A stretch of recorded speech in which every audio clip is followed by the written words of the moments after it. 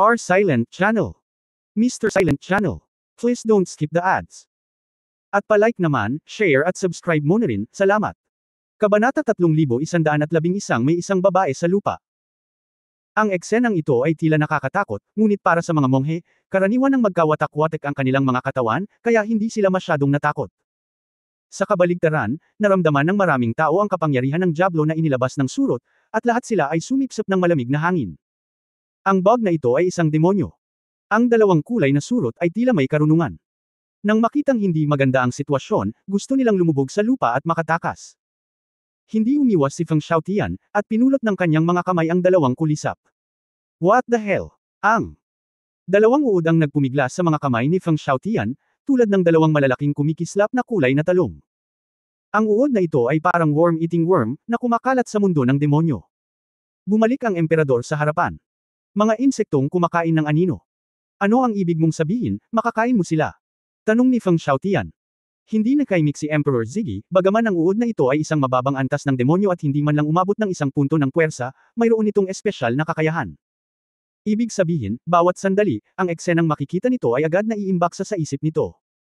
Kapag namatay ang uod na kumakain ng anino, ipapakita nito ang imaheng nakita nito sa oras na iyon. Kaya't sinabi ng Diablo na ang uod ng Diablo ang lumamon sa imahen, kaya nakuha ang pangalan nito. Biglang tumingin ang lahat sa eksena, at tumingin sa emperador nang may paghanga. Tulad ng inaasahan sa dekano ng emperor, marami siyang alam na salita at maraming kaalaman. Pinatay ni Feng Xiaotian ang isang insektong kumakain ng anino nang walang sinasabi. Sa isang iglap, isang malaulap na demonyong kapangyarihan ang lumitaw sa itaas ng bangkay ng insektong kumakain ng anino. Ito ay isang serye ng mga eksena bago ito kinurot ni Feng Xiaotian hanggang sa mamatay. Ha! Ha! Talaga! Masayang ngumiti si Feng Xiaotian, din, tama ka. Ang mukha ng emperador ay naging itim, ito ay nakatala sa isang sinaunang aklat. Hindi ako kailanman nalilito. Hehe, napangiti si Feng Xiaotian na nahihiya, daslas ng dila, madulas ang dila.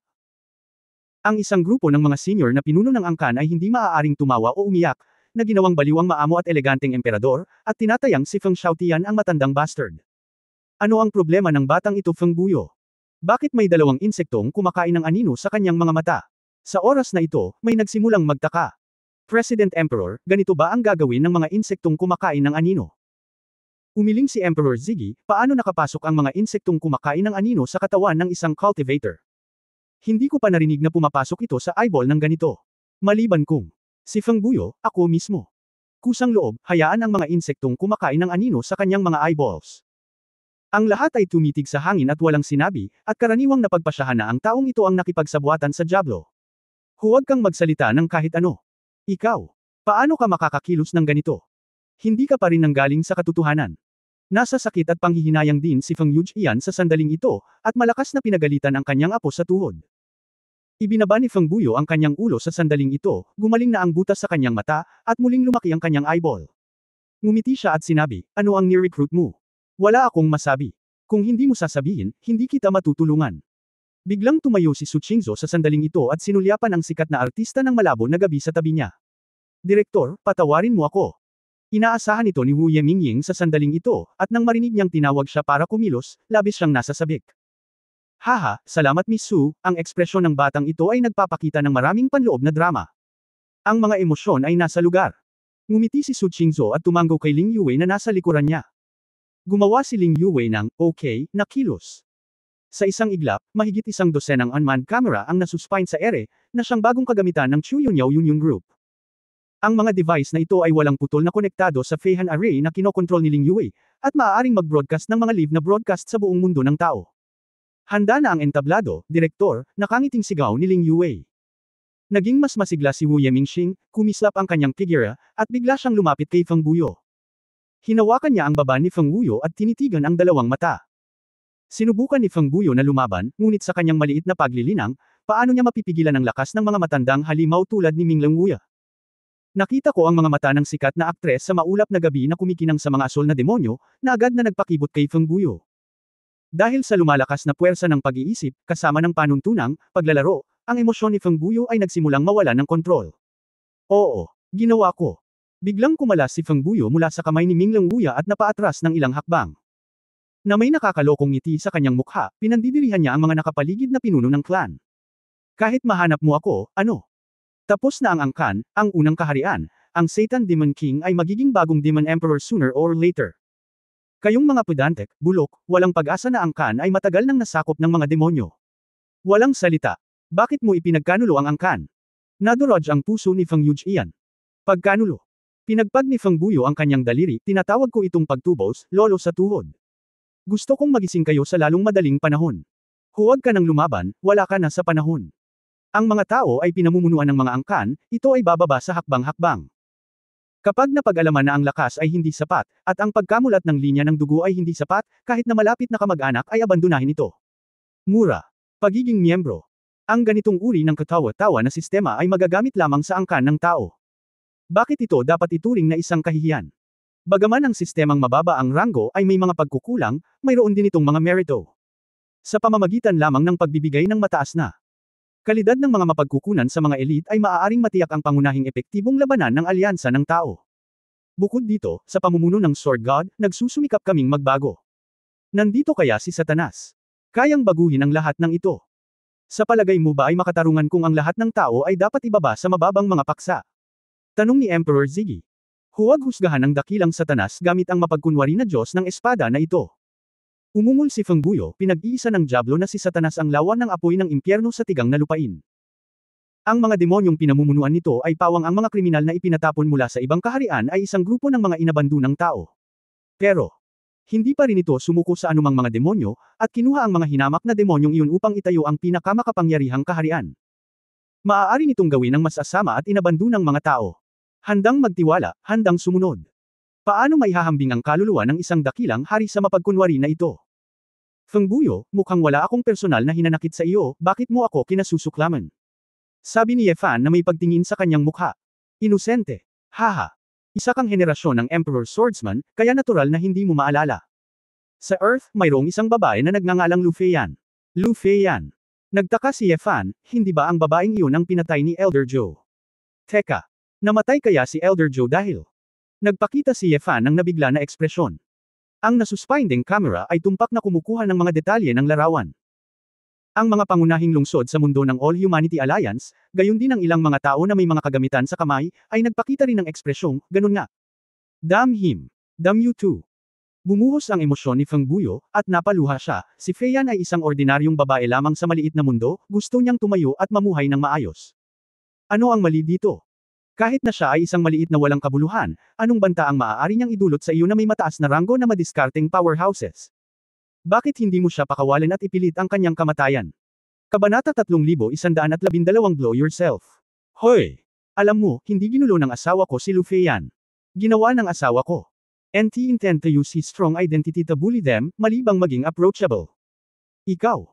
Kailangan mong ipahayag ang iyong sarili bilang isang Diyos ng espada sa lahat ng dako, at hayaan ang lahat na maging magalang sa kanya. Ayos ba ito? Si Lu Feiyan ang mayabang at mayabang. Akala niya siya ay mahusay. Siya ay walang galang sa aking asawa ng paulit-ulit, at siya ay nagdala ng kanyang sariling kahihiyan. Hindi namin siya sineryoso, nagpakamatay siya. Bakit mo pa kami sinisisi?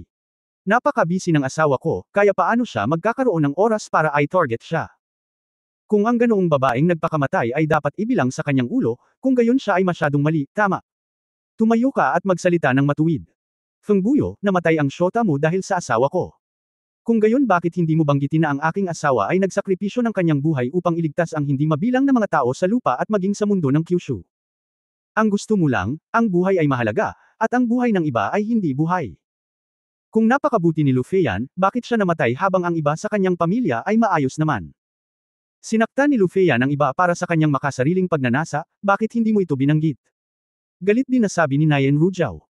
Ang mga tao sa eksena at sa harap ng screen ay hindi maiwasang tumango ng kanilang mga ulo. Manahimik ka nga. Kalokohan mo ang sinasabi mo. Pinilit mo si Yanner. Pinilit mo siyang patayin. Sigaw ni Feng Buyo. Ang sinabi namin ay mahusay na dokumentado, ngunit ikaw ang nakipagsabuatan sa Diablo at kumilos bilang isang kontrabida. Malamig na umungol si Wu Yeju. Sa loob ng ilang panahon, maraming sumpa ang nagsimulang punan ng eksena. Napangisi siya sa inasal ni Feng Buyo. Sa bagay, kahit anong pakinggan niya, pakiramdam niya ay naghihiganti ang puso ng kontrabida. Ikaw. Naloko ka. Naloko ka. Hindi ganito. Bumagsak si Feng Buyo, gulong-gulo ang kanyang isip, at siya mismo ay nagsimulang maguluhan. Hindi kaya nagkamali talaga siya. Ang sikat na artista ng gabing mahamog ay muling nadagdagan ng kanyang kontrol sa isip. Feng Buyo. Mula sa katotohanan. Kailan ka naging especially iya para sa unang kaharian? Nang inag si Feng Buyo, abo ang kanyang mukha, at ibinaba niya ang kanyang ulo sa kawalan ng pag-asa. Nang bumalik kami mula sa Earth sa Kyushu. Ang sasakyang panghimpapawid ay naharang ng Diablo. Nagkagulo ang audience. Pagkatapos ng lahat, ang pagkilos ng Earth ay matagal na ang nakalipas. Walang dahilan. Maaga pala tayong sinusubaybayan ng grupo ng mga demonyo ni Satanas. Ang daming tao noon. Galit na galit. Hindi na maitago ni Feng Buyo ang kanyang mga sikreto. Sa ilalim ng kontrol ng play na panuntunan, ang kanyang mga damdamin ay hindi mapigilan, at sinabi niya ang lahat sa isang hininga. Ang spaceship pala ay ninakawan ng mga demonyong powerhouse. Ngunit hindi sila pinatay ng demonyo, ngunit itinanim itong binagong, worm-eating worm, sa kanilang mga eyeballs. Sa ganitong paraan, nagiging camera ang kanilang mga mata. Bukod dito, ang insektong kumakain ng anino na ito ay binago ng biotechnology ng demonyo, at nasusuri nito ang mga parameter ng enerhiya at iba pa, na tila napaka-advance. Yunyaw. Iminuwestro ni Yefan ang kanyang mga mata. Hindi na makapaghintay si Chu Yunyao, at gumamit ng isang espesyal na kagamitan upang ikulong ang natitirang uod na kumakain ng anino, na naglalayong gamitin ito para sa pagsasaliksik. Sabi nila, tapos na ang angkan, at kapag dumating na ang Satan Expeditionary Force, ito ay nasa panganib. Kung gusto nating protektahan ang ating angkan, dapat tayong magtulungan ng masunurin. Kung tayo ay may puso ng pagtataksil, ang ating pamilya ang unang mamamatay. Isa sa kanila ang Demon General, sinabi sa akin ang tungkol kay Yainer at sinabing matutulungan niya akong ipaghiganti si Zhou Wangxian. Desidido akong bayaran si Zhou Wangxian. Sinamantala niya si Yainer at pinatay ito. Gusto ko lang siyang mamatay, at wala nang iba. Go and find all the people who came back from the spaceship. People. Mabilis na utos ni Dizigi sa mga tao sa ibaba. Pinag-uusapan ito ng iba. Damn. Tila nakolekta ng Diablo ang impormasyon ng Diyos ng Espada, at pagkatapos ay nagpadala ng isang master para magpanggap na Diyos ng Espada para patayin si Zhou Lao at ang iba pa. Mali kong naintindihan si Lord Sword God. Gusto ng Diablo na itaboy natin ang Sword God para madali tayong matalo. Namula ang mga mata ni Feng Yujian, huwag kang magsalita. Paano ka magiging tanga? Ginagamit ka ng Diablo. Lolo. Mabibigo ang sangkatauhan sa madaling panahon. Hindi mo alam kung gaano kalakas si Satanas. Tumawa ng sarkastikong si Feng Buyo. Sa tingin mo ba napakatanga ng mga miyembro ng ating espesyal na misyon? Naniniwala ba ang mga tao sa anumang sinasabi nila? Sa daan pabalik sa Kyushu sa oras na iyon, ang Magic General ay nagpaliwanag sa amin, at ang ilang mga bagay ay lilito sa Kyushu sa susunod. Bilang resulta, maraming detalye, kabilang ang labanan ng Arcane Divine Realm, ay eksaktong kapareho ng kanilang sinabi.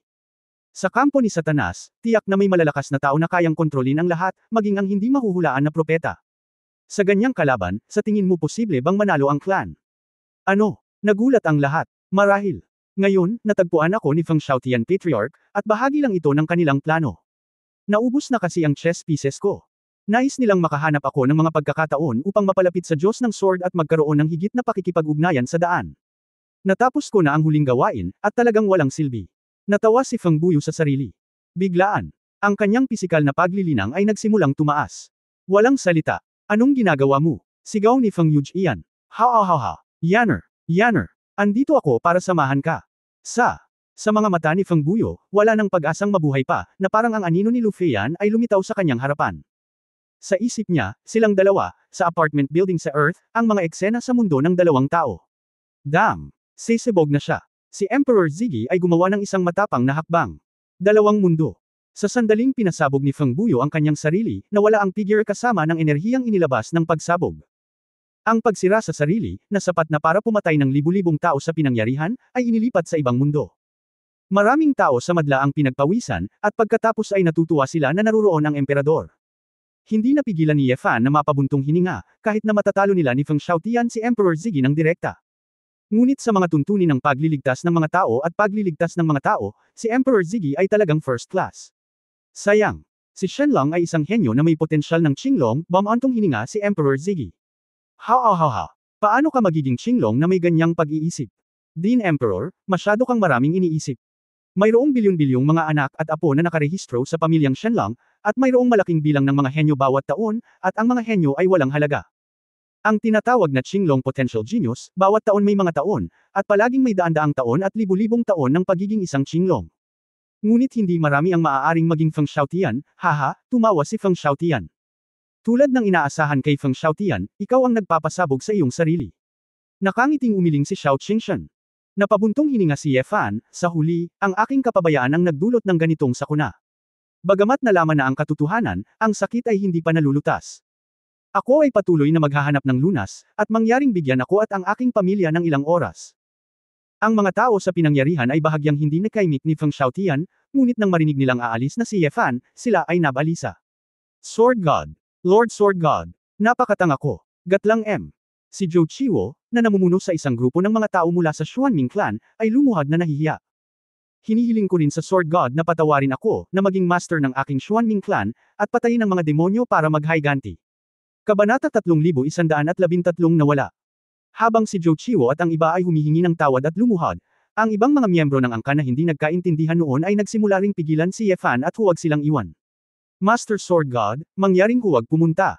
Ako lang ang naniniwala sa Diablo, hindi ko alam kung ano ang gagawin. Kung aalis ka, mahuhulog ka sa mga kamay ng Diablo. Huwag mo kaming iwan. Ang daan-daang milyong mga anak ng angkan, lahat ng mga templo ay naitayo sa lahat ng dako, magalang kung inaanyayahan ang Diyos ng Espada na umakyat sa trono. Nagpakita si Ye Fan ng nahihiyang ekspresyon. Dahil sinabi ko na sa publiko na hindi na ako uupo sa trono, hindi na ako makakabalik sa aking salita kung gusto ko.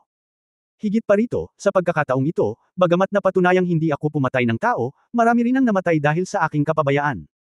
Kahit na, ang dalawang matatanda, sina Hua Feihua at Candlewick Soul, ay nahuli sa isang bagyo ng opinyon ng publiko dahil nabigo akong matuklasan ang problema ni Feng Buyo sa oras. Sina Hua Feihua at Candlewick Soul ay nag-aalangan na magsabi ng anuman. Patuloy akong maghahanap ng solusyon sa sakit, at iiwasan ko ito kung tatawagan ko itong emperador. Fair na. Pagkatapos magsalita ni Ye Fan, umalis siya kasama ang mga babae anuman ang parang alo na bulungan sa eksena. Si Zhou Qiwo at ang iba pang mga senior na miyembro ng Xuanming clan ay nagsisisampal ng kanilang mga bibig. Sa orihinal, ang Xuanming clan ay nagmamadali dahil sa kawalan ni Zhou Wangxian. Sa pagkakataong ito, ang Diyos ng Espada na kayang yamakap sa kanyang mga hita ay pilit na pinaalis. Napakamot ng ulo si Feng Xiaotian, hindi. Ito. Ininsulto ba ni Feng Buyo ang pamilya ko na si Mimi? Ang tanga mo. Importante pa ba? Kahit hindi siya, may kinalaman sa kanya. Bumalik ang emperador. Elder Feng Xiaotian. Siguradong ang demonyo ang nagnanais na magkaroon kayo ng hindi pagkakaunawaan sa Sword God. Kung kayong dalawa ay mag-away sa loob ng isa't isa, hindi ba't ang ating sigla ay masisira ng husto? Sabi ni Jiang. Ganun ba? Inilibot ni Feng Xiaotian ang kanyang mga mata at hindi na nagtanong pa. Walang mag-aakalang sa pagkakataong ito, ang Kongreso ng Forced Sword God ay tatalikod at sa halip ay patutunayan ang inosente ng Sword God. Sa live na broadcast ng buong liga, ang kabaitan at kabaitan, pagkabukas palad at pagkabukas palad ng Sword God ay namangharin sa mga tao mula sa buong mundo. Sa huli, pinili pa rin ng Sword God na umalis, na nagpalungkot sa mga taong angkan, at maging sa mga mababang miyembro.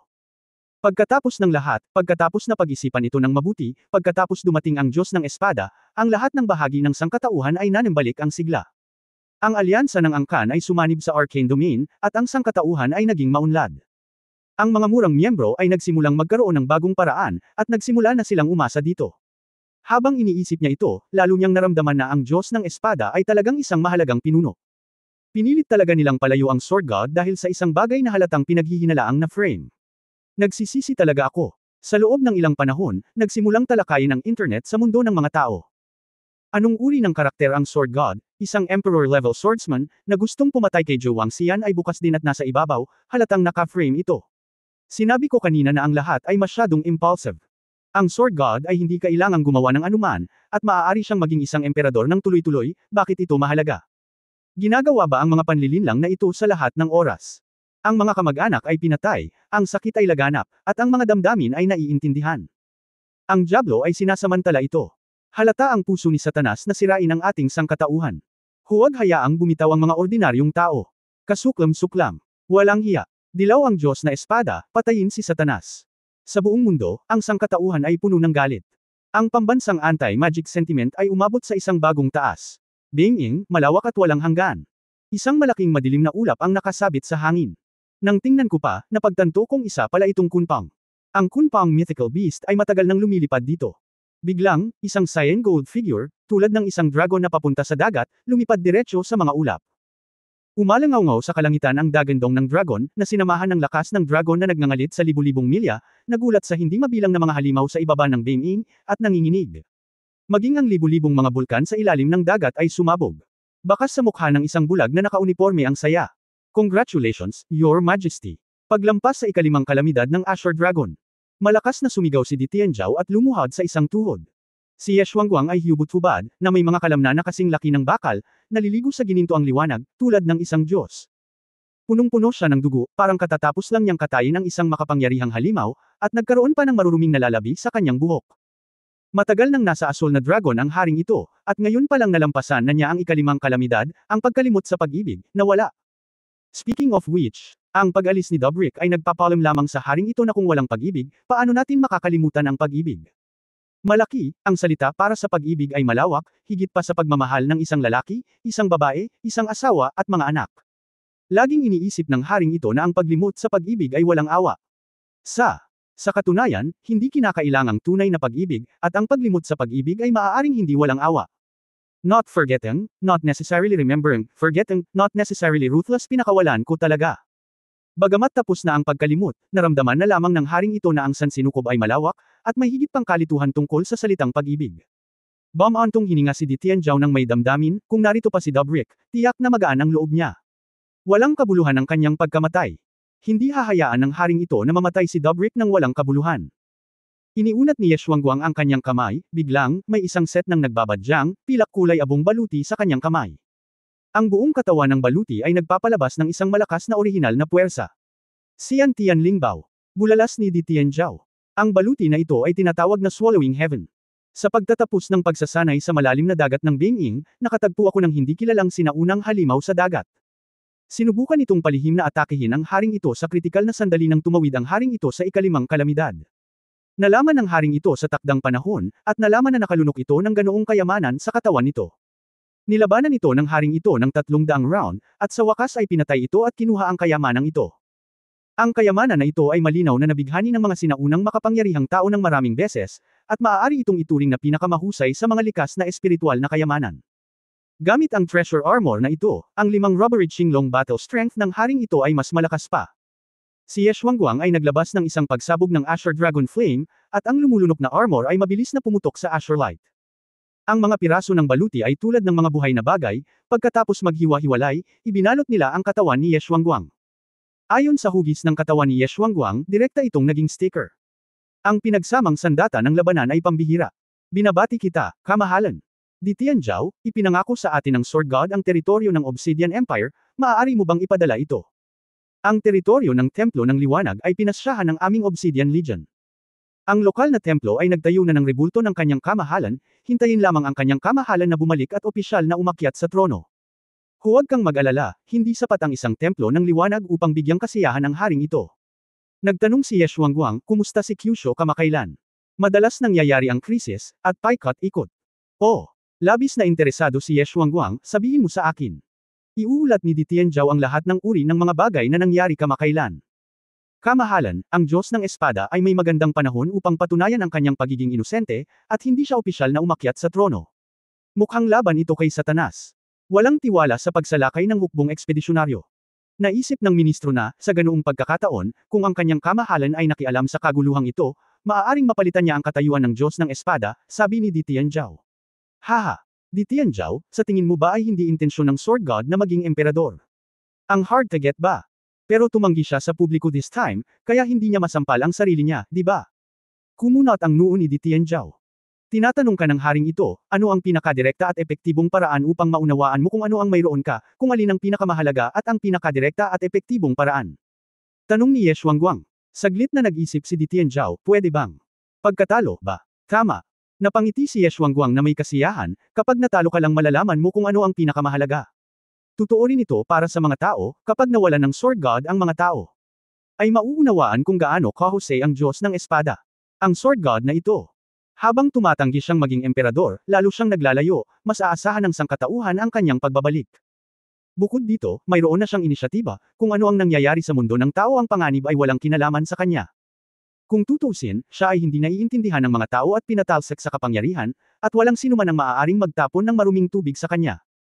Sa sandaling magsimula ang digmaan, maaari siyang magbitiw sa kawalan ng kakayahan, at tumanggap ng mga utos sa harap ng panganib. Ang ganitong uri ng enthronement ay hindi mahuhulog sa limelight, at dodoblehin din ito ang prestihiyo. Mataas, ito ay talagang mataas, at ang haring ito ay natalo sa gayong kalaban ng ilang beses bago na makatwiran. Chapter 3114 na iba ang plot. Bamulong ang dila ni Di Tianzhao, kung gayon. Kung hindi magsisimula ang digmaan, hindi ba kailangang maghintay ng mahabang panahon ang Sword God? Hindi ba siya natatakot na magbago sa paglipas ng panahon? Hindi, ang labanang ito, ang Satan Expeditionary Force, ay hindi kayang i-drag ito palabas. Oh! Nagtaka si Di Tianzhao, bakit ganoon ang iniisip ng kamahalan?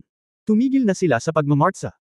Umiling si Xuanguang at sinabing, huwag kalimutan, ang pugad ni Satanas, at ang pangalawa at pangatlong puwersa ng kalyadong puwersa ng Demon King ay nanunood. Ang hukbo ng ekspedisyon ay nasa labas at hindi maaaring maibigay sa mahabang panahon. Sa paglipas ng panahon, hihina ang gana na lumaban.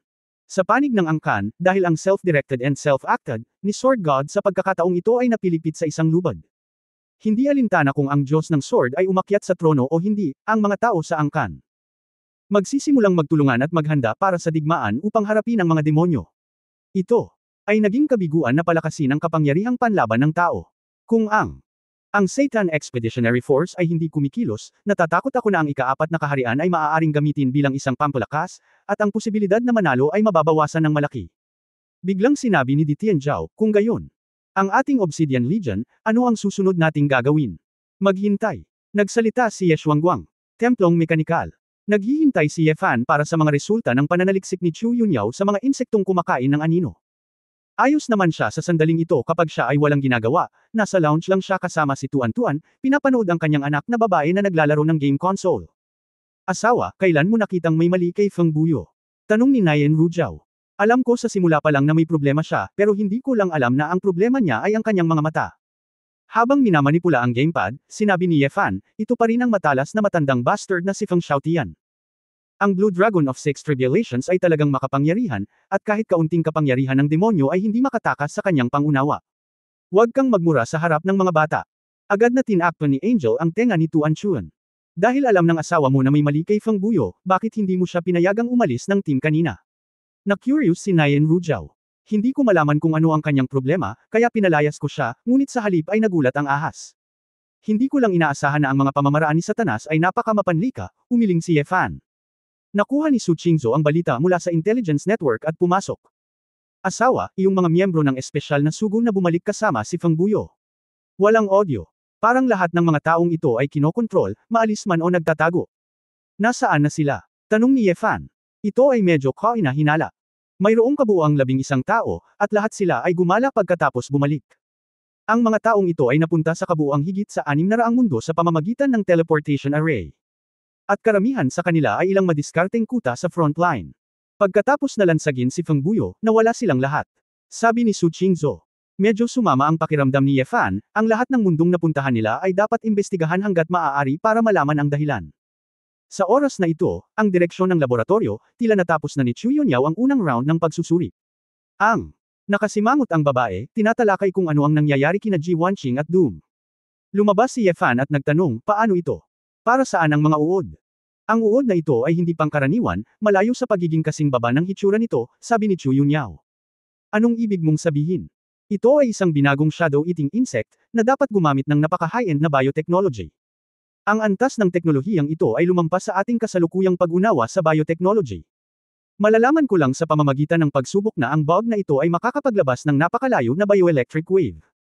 Sa madaling salita, maaaring ito ay isang interstellar teleportation super camera, isang spy device. Pero, hindi pa rin namin alam kung paano ito gagawin. Sinabi ni Chu Yunyao na may kaunting panghihinayang, hindi kami masyadong magaling sa biotechnology, hindi banggitin na ito ay teknolohiya ng demonyo. Si Satanas ay lubos na nagtitiwala na siya ay naglakas loob na magpadala ng napakaraming estratehikong antas, dumating sila upang ilipat ang alyansa ng tao. Marahil ito ay dahil, sa kanilang kampo, mayroong hindi lamang mga madiskarteng antas, kundi pati na rin ang makapangyarihang biotechnology. Napapikit si Ye Fan, marahil alam ko na ang bug na ito ay isang bakit ito gamitin. Mukhang totoo nga ang impormasyong ibinigay ni Gretne. Isang madilim na mabituing langit. Sa kalaaliman, hindi mabilang na mga asteroid ang gumagalaw ng mabagal. Ilang mga barkong pandigma ng demonyo na may itim at pulang kulay at ang sagisag ng kambing na Manders ay tahimik na nasuspine tulad ng mga hindi nakikitang multo. Kabilang sa mga ito, ang isa ay matatagpuan sa the most central Hellfire Totem battleship. Damn! Damn it! Just hate you simple-minded demons, anong pagmamadali?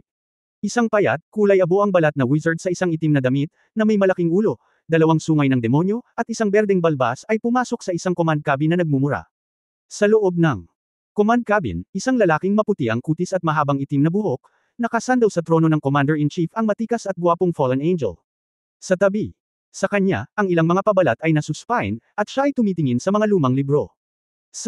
Yung kamay niya, may hawak din siyang libro, tahimik na nagbabasa. Booker, nasaan si Rib Ora? Malakas na tanong ng demonyong wizard. Sa harap ni Booker, isa sa tatlong higanti ng impyerno, hindi siya nag-atubiling tawagin ang tatlong higanti sa pangalang Rib Ora. Professor Frankenstein, sa kolehiyo, kami ay mga kasamahan, maaari mo kaming tawagan sa aming mga pangalan. Ngunit ngayon sa hukbo, dapat mong bigyang pansin ang iyong mga salita. Anyway, ako ang Deputy Commander. Tinatamad na itinaas ni Booker ang ulo niya, mahinang sabi niya. Tumigil ka na sa pagsasalita ng walang kaparirikan.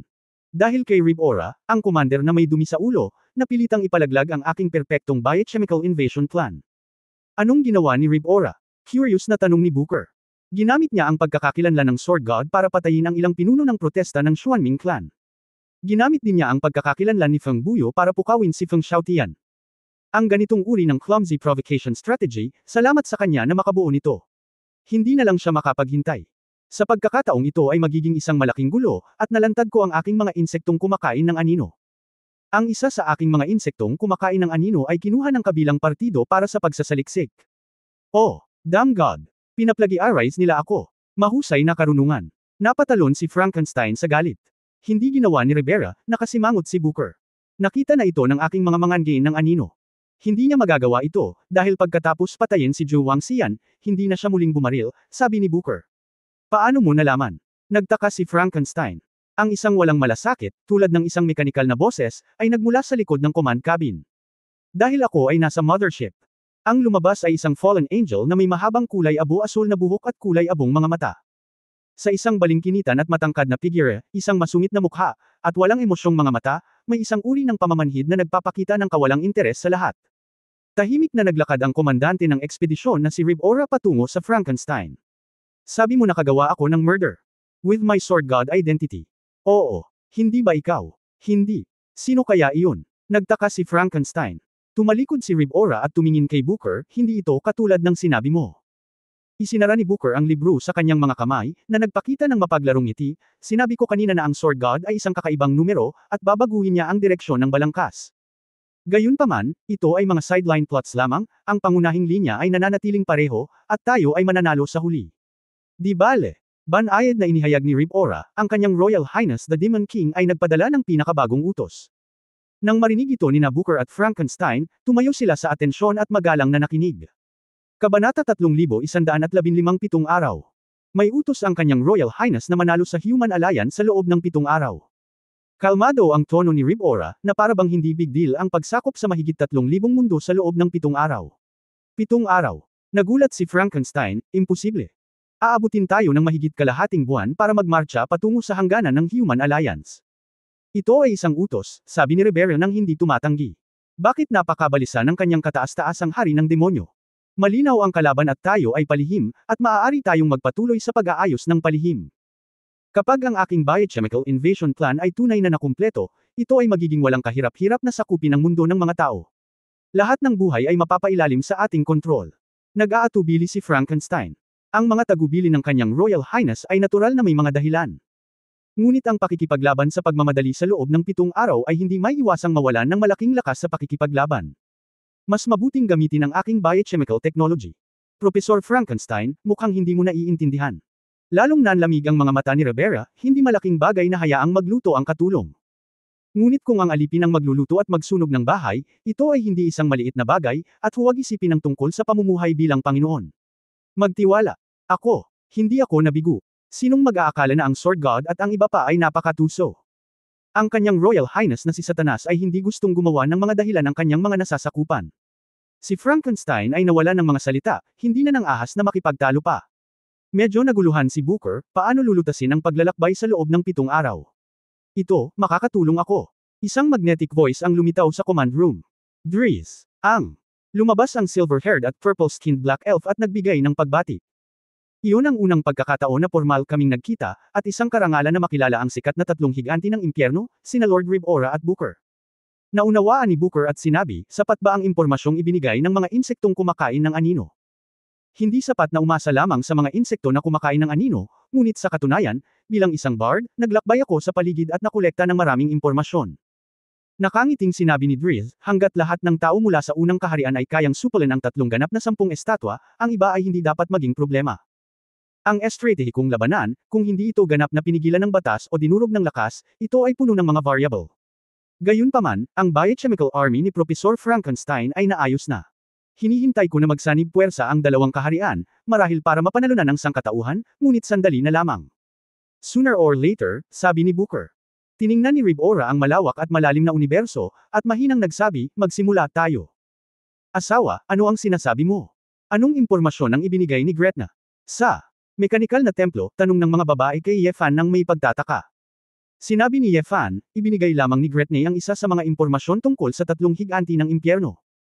Dahil sa batas ni Booker, narinig kong binanggit ni Sazam kanina, at medyo defensive ako, kaya tinanong ko si Commander Ribora. Tinatawag na Campbell, ang Burroughs Law, ngunit hindi ito kambal, mas katulad ng pagkopya ng kakayahan ng kalaban matapos makuha ang lahat ng uri ng impormasyon tungkol sa kalaban. Ngunit, hindi pangkaraniwan ang pagkopya, kung tutuusin, matututuhan ko rin ang ilan sa mga kakayahan ng kalaban. Pero ang Campbell, ni Ribora ay kaya raw manggopya ng mga alaala, emosyon, at damdamin ng isa't isa, basta may sapat na panahon. Ang pangit ng mga mukha ng mga babae, tutal, kakaiba at nakakatakot marinig ito.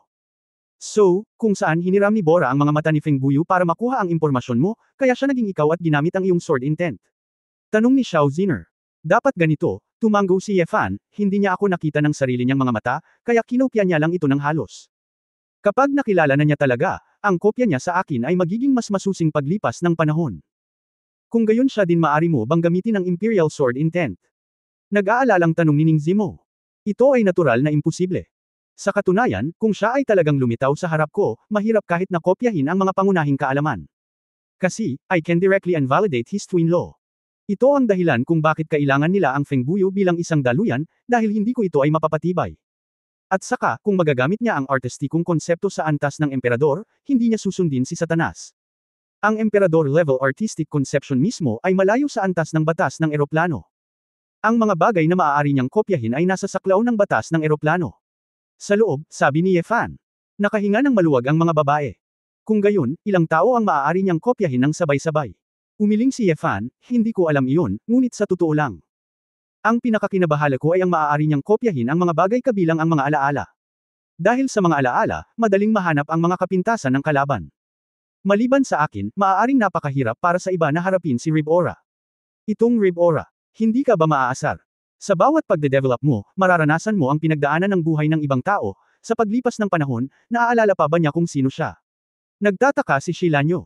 Xiaoyu, nagmamalasakit ka pa rin sa kalusugan ng isip ng kaaway. Inilibot ni Wu Yeshu ang kanyang mga mata. Iniisip ko lang na hindi ito magagawa ng mga ordinaryong tao.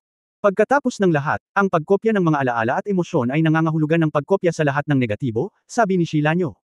Ang taong ito na si Ribora ay may espesyal na karanasan sa paglago, sabi ni Yefan. Anong ibig mong sabihin? Nagtataka ang mga babae. Ikinwento sa akin ni Gretna na may kambal ng kapatid si Ribera. Ang kanyang nakababatang kapatid na lalaki, isang henyo, ay mas malakas kaysa kay Ribera sa lahat. Si Ribera ay mas mahina kaysa sa kanyang kapatid sa lahat ng bagay, upang makakuha ng papuri, patuloy niyang ginagaya ang kanyang nakababatang kapatid. Gayunpaman, gaano man siya kalapit sa kanyang nakababatang kapatid, siya ay hinuhusgahan ng kanyang pamilya at ng mga nakapaligid na demonyo bilang isang kabigwang gamaya. Ngunit wala man lang siyang pagkamalikhain ng kanyang nakababatang kapatid, at palaging sumusunod lamang sa yapak ng kanyang nakababatang kapatid. Patuloy na ginagaya, hindi hihigit. Sa paglipas ng panahon, unti-unti siyang naging background na walang pinapansin, nagtatago sa isang sulok, pinagmamasdan ng kanyang nakababatang kapatid na kumikinang, ngunit hindi siya kilala. Si Ribora ay nahulog sa isang estado ng autism at nagsimulang maging mahinahon. At nakaramdam ng pagkabagot sa lahat. Nagsimula siyang magtaka kung hindi ba siya dapat umiral. Dahil para siyang anino ng kanyang nakababatang kapatid, kahit magkamukha siya, wala itong kahulugan na umiral. Kung gayon paano siya naging Big 3? Logically speaking, hindi ba mas makapangyarihan ang kapatid niya? Tanong ni Ling Yue. Ngumiti si Ye Fan at nagsabi, dahil nakilala niya si Satanas. Matapos siyang makita ni Satanas, hindi niya ito pinagtawanan at ginaya lamang ang kanyang nakababatang kapatid. Sa halip, sinabi niya sa kanya, hindi ko pa nakita ito, sino ang makakagawa nito? Napakalinaw mo, ginagaya mo ang ibang demonyo, ang kakayahan mong gayahin, namangha ako. Biglang napagtanto ni Ribora na hindi pala ito inutil, mayroon itong makapangyarihang talento na hindi niya namalayan. Pagkatapos ng insidenteng iyon, ang nakababatang kapatid ni Libora ay hindi na makahabol dito. Mabilis na naging madiskarteng antas si Ribora at tumaas hanggang sa maging pinuno ito ng 3 higanti. Tumahimik at nag-isip ang mga babae. Tulad ng inaasahan sa numero 1 Demon King, tumitingin sa parehong bagay mula sa ibang anggulo, ang parehong tao ay maaaring gumawa ng lahat ng bagay na iba, papuri ni Su Qingzhou. Kung ako si Ribora, tiyak na ibibigay ko ang aking makakaya at mamamatay kapag nakilala ko ang gayong pinuno, sabi ni Nayen Rujiao na may damdamin. Alam ko, kasi halos walang ego, si Ribora simula bata. Kaya para sa kanya, kahit gaano pa karaming kalaban ang kopyahin niya, hindi ito makakaapekto sa kanya. Sanay na siya sa iba simula bata pa siya, sabi ni Shilanyo. Marahil ay walang ibang ideya si Ribora maliban sa katapatan kay Satanas, sabi ni Su Qingzhou. Sa sandaling ito, naramdaman ni Ye Fan na may mali. Hindi maganda. Biglang bumangon si Ye Fan. Sa isang iglap, ang buong mekanikal na templo ay nagsimulang manginig ng husto. Kabanata 3116 na dugo lupa. Nang hindi na hinintay na magtanong ang mga babae kung ano ang nangyayari, inilipat na ni Ye Fan ang kanyang sword intent at pumunta sa labas ng mechanical temple. Tinatanaw ang buong Ironclad City, isang puwersa ng batas ng eroplano ang nagpaplanong ilipat ang lugar na ito ng direkta. Gumawa ng mapagpasyang desisyon si Ye Fan at tinawag ang simula. Bagamat naalis ang isang layer ng shell, kumpara sa nakaraang panel ng pinto sa simula, may ilan pang mga star na mapa. Noong ginamit ito ni Ye Fan, walang pinagkaiba maliban na ito ay mas magaan. Ngunit ito ay magaan, sa mga kamay ni Ye Fan, ito ay walang kabuluhan, kung tutuusin, ang kanyang lakas ay nakakatulak na sa mga bundok at dagat. Isang sword frost cold. Umuungal ang black gold sword ripple sa buong Iron Armored City. Sa wakas ay tumahimik ang buong lungsod na malapit ng lumipad. Ang mga babae ay lumipad sa labas sa oras na ito, nakatingin sa mga natatakot na residente ng Ironclad City, lahat ay mukhang nagulat. Asawa, ano ang problema? Ito ang sand table, ni Dries. Bakit sila biglang nagsimula? Gagawa ba sila ng surprise attack? Nagmamadaling sinabi ni Ye Fan kay Chu Yunyao, tingnan mo, matatagpuan ang lokasyon ng Satan Expeditionary Army. Mabilis na kumuha si Chu Yunyao ng tablet at binuksan ang detection star map. Dahil dito, kumunat ang noo ng babae. Kakaiba, nakakalat ang lahat, ang barkong pandigma ng demonyo ay nahahati sa 12-dosenang puwersa. Makikita na ni Ye Fan kung ano ang ginagawa ng mga demonyong ito nang makatanggap siya ng apurahang mensahe mula kay Hua Feihua. Sword God, ang Diablo ay nagsimula ng isang todo atake. Frontline. Hindi naman. Sinabi sa akin ng bulaklak ko na hindi bababa sa 300 mundo ang ginalaw ng sand table. Ang mga mundong ito ay direktang nakipag-ugnayan sa hukbo ng demonyo. Medyo nagmamadali rin ang tono ni Hua Fei Flower. Hinaplos ni Ye Fan ang kanyang noo, bagamat alam niya ang tungkol kay Dries kanina, ito ay may malaking estratehikong kahalagahan. Pero hindi ko inaasahan na sobrang nakakatakot. Ang paglipat ng higit sa 300 mundo ng sabay-sabay, at pagpapaliwanag ng salitang, diskarte, ng matindi at malinaw, natatakot ako na ito ang ganitong uri ng Magic General. Ang mga mundong napuntahan ng mga miyembro ng Earth Mission.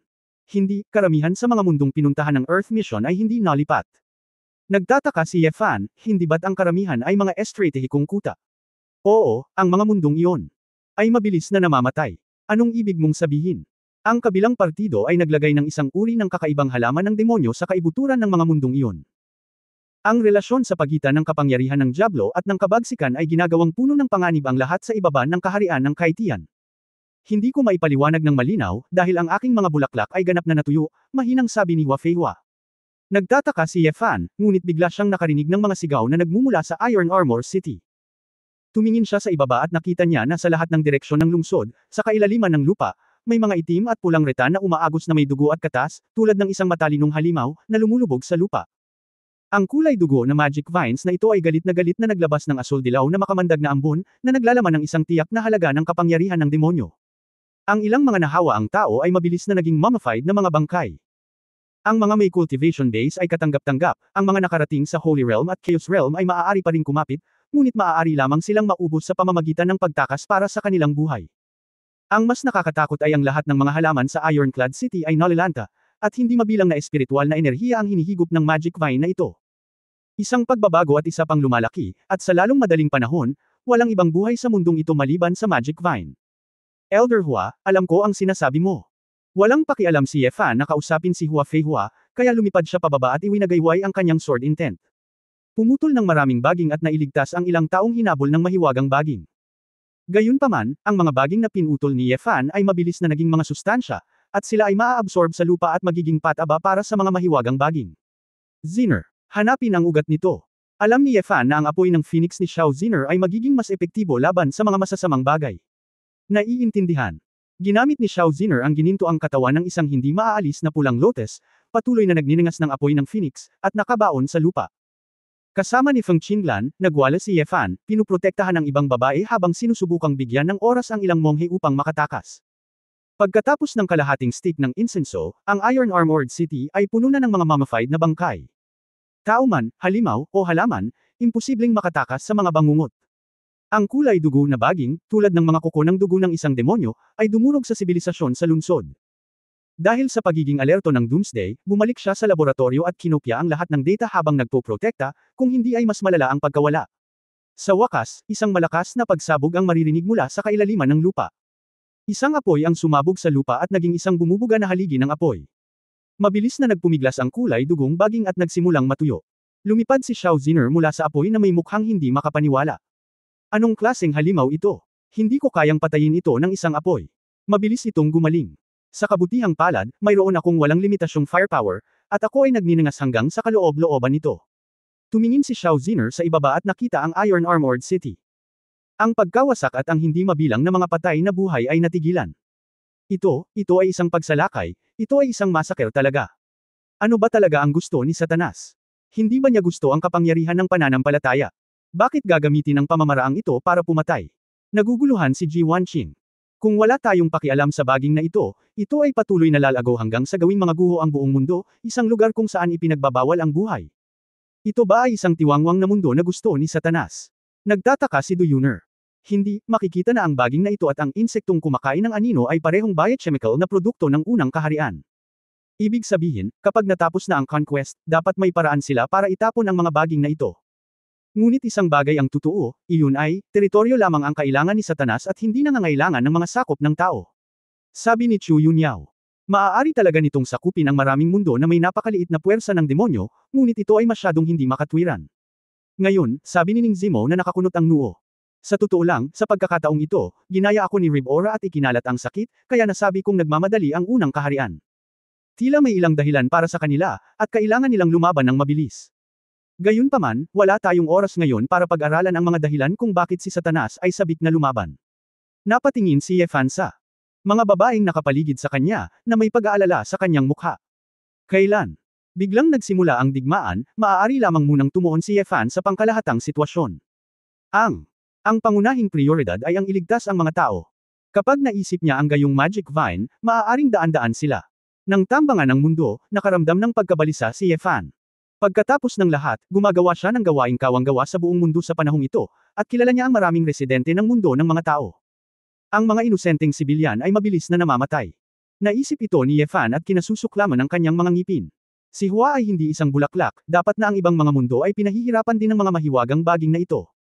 Tanging sa bukas na kalangitan ay maaaring makitungo sa Magic Vine, kung hindi, ito ay magiging mahirap na labanan ang makamandag na ambon. Sa makatuwid, kailangan naming lutisin ni Ziner ang mga Magic Vine sa iba't ibang mundo sa lalong madaling panahon. Ngunit ang bagong Space Ring ay hindi pa nabubuo, kaya hindi ko maaaring pagsamahin ang lahat sa pagkakataong ito. Shinzo, subukang pangalagaan ang iyong sarili hanggat maaari, at huwag magkalat. Bagamat mukhang hindi nanganganib ang Ironclad City sa kasalukuyan, walang kasiguraduhan na may iba pang kalamidad na magaganap.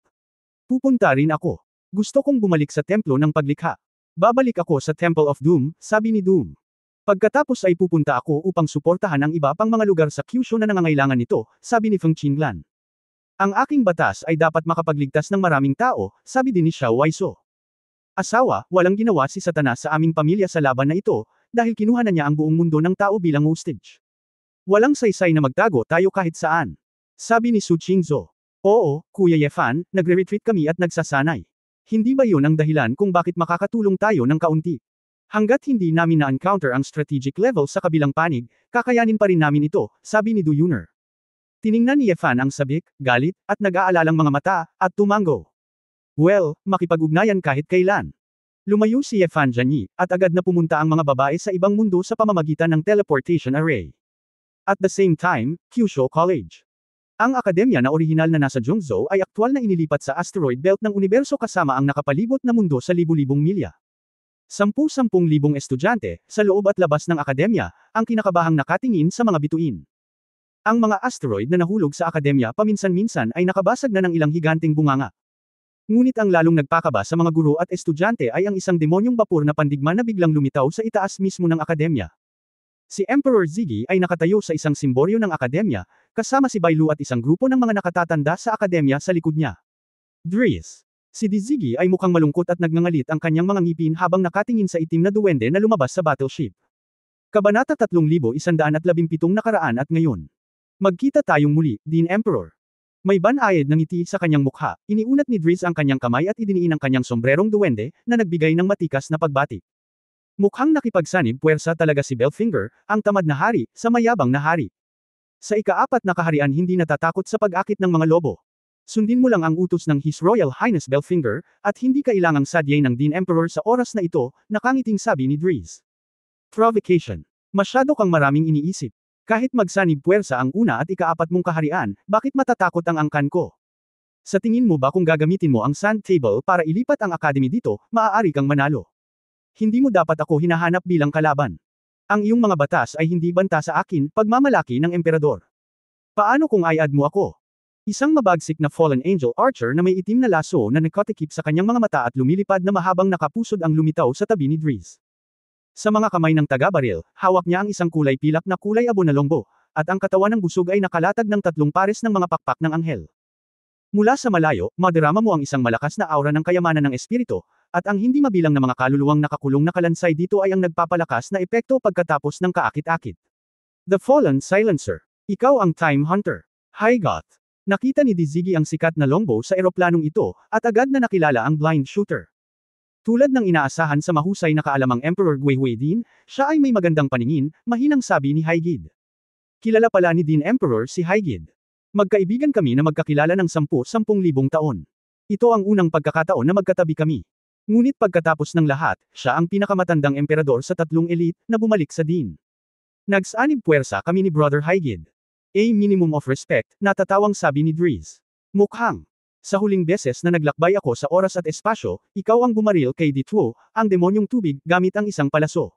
Kumunot ang noo ni Diziggy. Ang mga dwarf na naninirahan sa mundo ng duwende ay isang lahi sa pagitan ng mga demi-human at mga demonyo. Bagamat bihira ang bilang, walang lahi ang madaling magudyok sa neutral na lahi na ito. Dahil ang pagkakaibigan ng mga dwarf craftsmen ay napakahalaga. Ang bawat isa sa mga dwarf ay isang master forging, at ang bawat isa sa mga sikat na master sa mga dwarfs ay maaaring ituring bilang isang maalamat na craftsman ng Taishi Plane. 2 bagay lang ang gusto ng mga duwende, pag-inom at pamemeki. Kung ano ang mabuti at masama ay hindi gaanong mahalaga sa mga duwende. Hanggat maibibigay ang magagandang materyales at kondisyon, ang mga dwarf craftsmen ay handang lumikha ng mga mahiwagang armas para sa sinumang malakas na tao. Ang Fallen Silencer na ito ay nagmula sa mga kamay ng isang dwarf master. Nakita lang ito ni Emperor Ziggy sa mga sinaunang aklat. Sinasabing ang mga palaso na ipinutok ng busog na ito ay hindi lamang tahimik, kundi hindi nakikita at walang anino. Dahil ang material ay ibinigay ng isang nahulog na anghel, ginawa rin ito sa hugis ng isang serapin. Ngunit ang mga dwarf craftsmen ay hindi magdidisenyo ng puro para sa aesthetics. Ang 6 na pakpak na ito ay hindi lamang isinasaalang-alang ang mga aesthetics, kundi pati na rin ang mga aksesory na hinihigop ng mga kaluluwa ng mga patay. Kung mas maraming buhay ang napatay sa larangan ng digmaan, mas malakas ang mga arrow na pinaputok ng Fallen Silence. Lumalabas na ang maalamat na sandata na ito ng mga nahulog na anghel ay nasa iyong mga kamay. Tama. Ikaw, ang numero 1 taga-baril ngayon ng Fallen Angel Race, ay karapat-dapat dito, sabi ni Diziggy na may emosyon.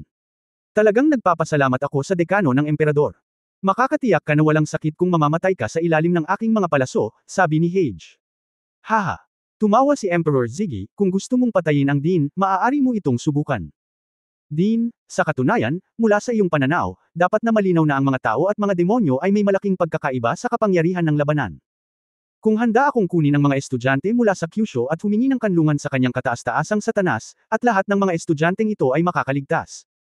Bago bumagsak ang boses ni Higaeth, sa likod nito, libu-libong iba't ibang lahi ng demonyo ang lumipad palabas ng battleship.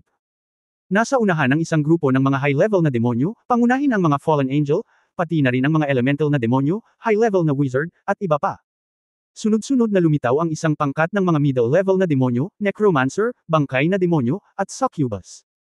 Siyempre, ang pinakamahalaga ay ang lahat ng uri ng mababang antas na demonyo, kalansay, vampira, may pakpak na demonyo, bangkay na demonyo, gargoyle, hellhounds, multo.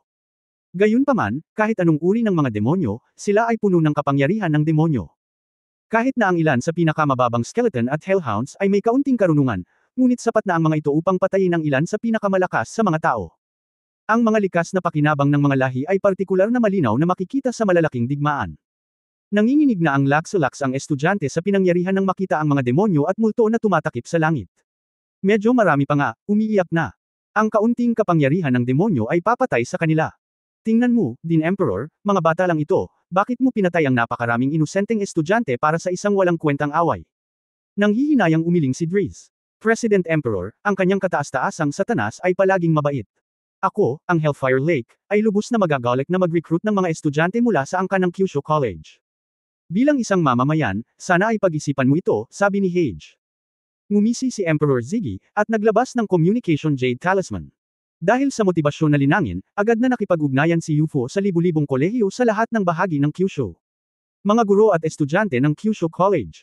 Makinig. Sa isang iglap, umalangaw ang boses ni Emperor Ziggy sa lahat ng kolehiyo.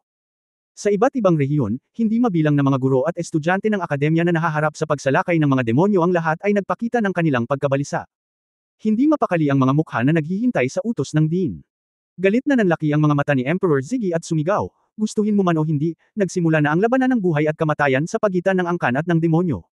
Ang kasalukuyang clan ay ang pinakamahina na panahon sa kasaysayan. Nararapat tayong gamitin ng demonyo para buksan ang kutsilyo. Ngunit, hindi ibig sabihin na tatanggapin ng aming angkan ang kapalaran nito.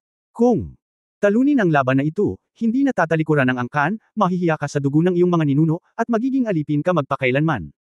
At ikaw ang piling tao ng angkan, ang pag-asa ng angkan. Ikaw ay naiiba sa mga murang tao, hawak mo ang pinakamahusay na mapagkukunan ng sangkatauhan at tamasahin ang pinakamahusay na paggamot. Wala akong pakialam kung paano mo binubuli ang mga lalaki at babae tuwing weekdays bilang mga clan elite. Napakabuli. Kasuklam-suklam. Ano ang ginawa mo noon? Ako walang pakialam ang emperador. Hindi bababa sa ngayon, sa sandaling ito, kapag ang sangkatauhan ay nahaharap sa isang tunay na krisis. Wala kang maasahan maliban sa sarili mo.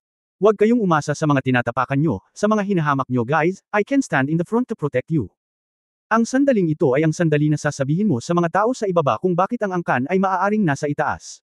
Kung ang digmaang ito, ang sangkatauhan ay natalo, hindi mo dapat makita ang sandaling iyon.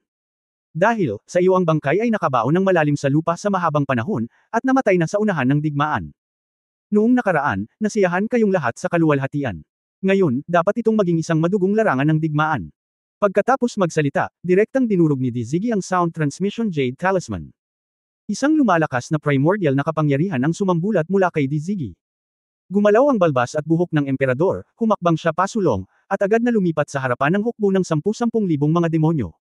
Halika para lumaban. Kabanata 3118 sa kanilang sarili. Sinamahan ng deklarasyon bago ang digmaan ni Emperor Ziggy, at isang dumadagandong na tinig ng digmaan.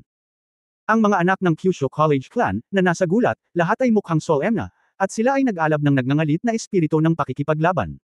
Sa wakas ay napagtanto ng mga estudyante ng clan na wala na silang daan palabas. Walang ibang pagpipilian kundi ang labanan ng Diablo hanggang kamatayan. Sa sandaling ito, ang kanilang mga miyembro ng pamilya, mga kaibigan, mga manliligaw, at lahat ng kanilang pinahahalagahan ay pinaalab ng demonyong digmaan. Nais mo bang iluhod nila ang kanilang mga tuhod at katapatan sa Diablo? Ang yabang sa mga buto ng angkan ay imposible para sa kanila na gawin ito.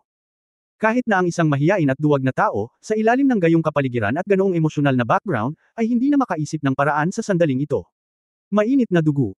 Ang mga guro at estudyante ng angkan ay nagtipon ng kanilang lakas upang linangin at labanan ng Diablo.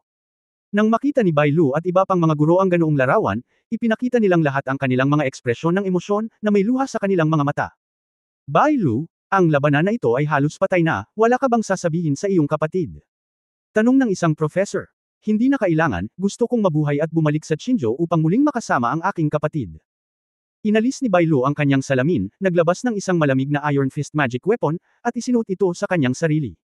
Sa oras na ito, ang mga anak ng angkan ay naglabas na ng sarili nilang mga sandatang mahika, at lahat ng uri ng mga talento sa dugo ay nagbukas. Sa katunayan, kahit na ang mga mag-aaral ng angkan ay hindi kasing lakas ng Diablo lamang, ang kanilang karunungan ay karaniwang mas mataas kaysa sa Diablo. Ang paglalagay ng iba't ibang porma sayon, at pagkatapos ay gumamit ng ilang mahiwagang armas, mayroong isang tiyak na halaga ng pagiging epektibo ng labanan. Nang makita ng hukbo ng mga demonyo ang maliit na lahi ng tao, nang ahas silang lumaban sa kanila, at lahat sila ay nagpakita ng kanilang mga ngipin at mga kuko, na handang umalis. Nakangiti si Driz, ngunit ang kanyang mga mata ay maulap. Hey, gaya ng inaasahan sa presidente ng Emperor, siya ay napaka-ancient at pinatatag ang puso ng militar. Kung alam ko lang, hindi na sana kita binigyan ng oras para mag-isip. Mukhang hindi na kailangang pag-usapan iyon. Huminto si High God sa pagsasalita ng walang kaparerekan, sinunod ng hukbo ang utos, at kami ni Lord Driz ay nakikitungo sa emperador, at ang natitira lahat, pumatay ng walang awa. Inilabas ang utos, agad na binuksan ni Higod ang busog. Isang invisible bowstring ang lumitaw sa natahimik na tao. Matapos itong hatakin ng tahimik itong pinakawalan. Ang kulay abo puting mga araw ng demonyo ay tumawid sa gitnang track, at agad na lumitaw sa pagbabalik ng emperador. Sa noo, bang! Ang araw ay naging kapangyarihan ng Esmeralda berdeng-berdeng kahoy sa isang iglap, na nagpapalusog sa pagbabalik ng emperador. Ang tatlong kalikasan ng Chaos. Kumunat ang noo ni High God. Bagamat hindi ito nakakakita, mas mataas ang katalinuhan nito kaysa sa mga may mata. Napag-alaman nito na ang kapangyarihan ng demonyo nito ay agad na napalitan ng enerhiyang pampanumbalik. Iyon lang. Malamig na bamantong hininga si Emperor Gui. Nakita ito ng panig ng tao, at tumalon ang momentum nito. Kuya Hedge, sinabi ko kanina na hindi dapat madaling pakitunguhan ng isa sa tatlo, sabi ni Driz. Ang araw na ito ay isang pagbati lamang. Ikanaway ni Higod ang kanyang kamay, at ang hukbo ng mga demonyo ay mabilis na lumusab. Ang mga guro at estudyante ng Kyushu College ay bumigkas din ng mga sigaw ng labanan, at nakipaglaban sila sa mga demonyo. Patuloy na pumutok si Higod ng mga araw sa isang iglap, sunod-sunod na kulay abong mga araw na hindi pinapansin ang espasyo at oras. Patuloy na pumuputok sa katawan ni Dizigi. Ipinakita ni Dizigi ang kanyang tatlong kalikasan at binago ang mga araw na ito sa ibang mundo sa sandaling pumasok ang kanyang katawan sa ibang mundo. Sa pamamagitan ng teleportasyon ng ikalawang mundo, lumitaw si Dizigi. Sa likod ni Higod, takip silim. Ang dalawang mundo ang inilunsad, at lumitaw ang isang space rift sa posisyon kung saan matatagpuan si Higod. Isang itim at isang puting mundo, hindi lang special na pagkakaiba, kundi pati na rin ang pagkakaiba ng oras. Ngunit sa isang iglap, nawala ang figure ni Higod. Nagpakitang muli, nasa langit na ng emperador. Napakadelikado. Ngumiti ng masama si Driz, tumugtog ng elf harp sa kanyang kamay, President Emperor, sabi mo wala akong magagawa sa'yo, pero bakit wala kang magagawa sa sand table, kung ano? Ilang sandali lang ang nakalipas, inilipat ni Driz si Higod mula sa isang mapanganib na posisyon patungo sa isang ligtas na posisyon. Dark Knight Light Prison.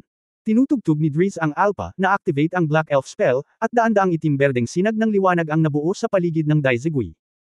Bumalik ang emperador upang isaaktibo ang batas, na nagbabalak na direktang lumipat mula sa kanyang sariling mundo. Ngunit nang papasok na siya sa sarili niyang mundo, nakita niyang bumagal ang takbo. Sa loob ng saklaw ng spell na ito, ang pagpapalabas ng iyong sariling batas ay talagang babagal. Ang araw ng oras. Muling bumaril ng mga araw si Higod, sa pagkakataong ito ay diretsyong naging meteor shower ang mga araw, at pagkatapos nilang mahulog ng gusto, nagtipon sila sa isang bungkos. Bago makarating sa gilid ng emperador, sasabog ito. Ang ganitong mataas na pagsabog ng mga trick ay nag-aalis din ng posibilidad na payagan ang anak ng emperador na ganap na magbago. Sa gitna ng kulay abong puting kapangyarihan ng demonyo, iniunat ni Dizigi ang isang dagwang palad. Tatlong kasarian. Ang ilan sa mga na-convert na arrow ay tumalikod at binaril kaagad kay Driz.